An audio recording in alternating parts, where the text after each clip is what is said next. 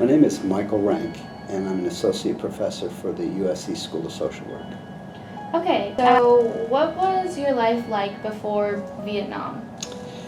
I was in a small state school in upstate Pennsylvania.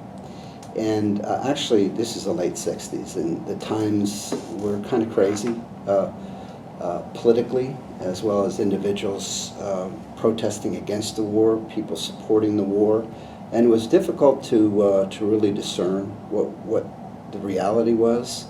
I was majoring in accounting, and actually I was a senior, had a semester left to go to graduate, and I was really frustrated with thinking about myself as an accountant for the rest of my life, and I was really fascinated, not fascinated, but interested in Vietnam, and I did the craziest thing. I dropped out of school, withdrew from school, and I volunteered for the draft. What's his opinion about you doing that? My father just, didn't like it at all. Actually, my father was a World War II veteran. He was airborne. He jumped on D-Day, and interestingly enough, he became anti-war, anti-guns later on in his life. But I never really discussed with him the fact that I was going to join the Army or volunteer for the draft. Once he found out that I did that, he was disturbed, to say the least.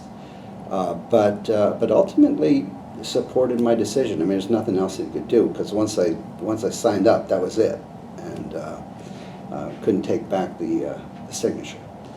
So he was disturbed, but supported me. My mother was really distraught, and I mean, she cried for hours, for days actually, before I left.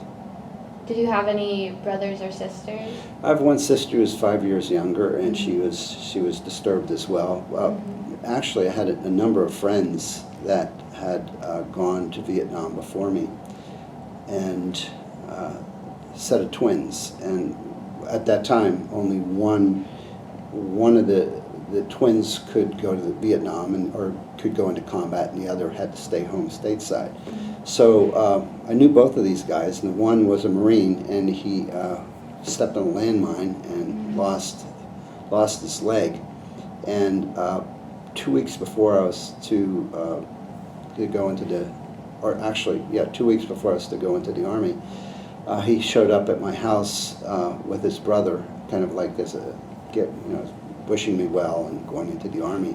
And it really disturbed my mother, because he was, hobbling around, and he was on painkillers, and it was really just an awful sight.